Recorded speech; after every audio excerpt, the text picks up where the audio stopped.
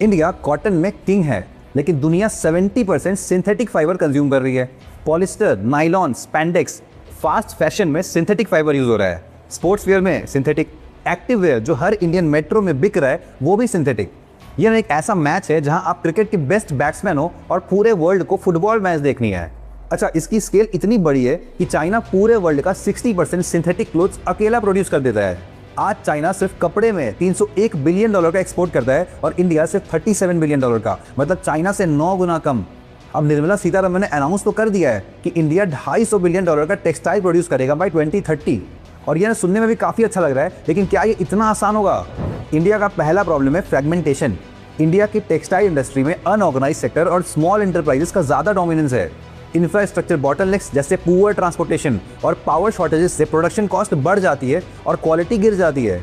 एक गुजरात की मिल सिर्फ स्पिनिंग कर रही है, एक तमिलनाडु की मिल सिर्फ वीविंग कर रही है और एक यूपी का यूनिट सिर्फ गारमेंट को स्टिच कर रही है।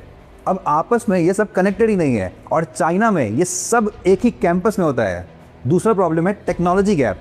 इंडिया में अभी सिर्फ 30% textile mills automated looms use करती है। सोचो, बस 30%, मतलब 70% मिल्स आज भी ओल्ड मैनुअल स्लो मशीनरी पे चल रही है। और China already AI powered quality control और रोबोटिक वीविंग इंप्लीमेंट कर चुका है। और तीसरा सबसे बड़ा प्रॉब्लम, US टैरिफ शॉक्स। 2025 में यूनाइटेड स्टेट्स ने इंडियन टेक्सटाइल्स पे प्यूनिटिव टैरिफ्स लगाते हुए कुछ कैटेगरीज में तो टोटल ड्यूटीज 50% तक पहुंचा दी हैं, जो इंडिया को बांग्लादेश और वियतनाम से 30 से 35% महंगा बना दिया। इंडिया अगर अपॉर्चुनिटी पकड़ने की कोशिश करता भी है ना, तो अमेरिका रोक देता है और ये बहुत बड़ा जियोपॉलिटिकल फ्रिक्शन बन चुका है। देखो, चाइना एक ऐसा इकोसिस्टम है जो 40 साल में बिल्ड हुआ है। वर्टिकल इंटीग्रेशन, मतलब एक ही कंपनी रॉ मटेरियल भी कंट्रोल कर रही है, फैक्ट्री भी और शिपिंग भी। इंडिया अभी सिर्फ हॉरिजॉन्टल फ्रैगमेंटेड है।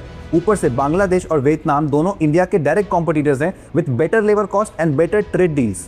अब अगर इंडिया रश करता भी है तो बिना सिंथेटिक फाइबर कैपेबिलिटी के वो सिर्फ एक चीपर कॉटन सप्लायर बन के रह जाएगा।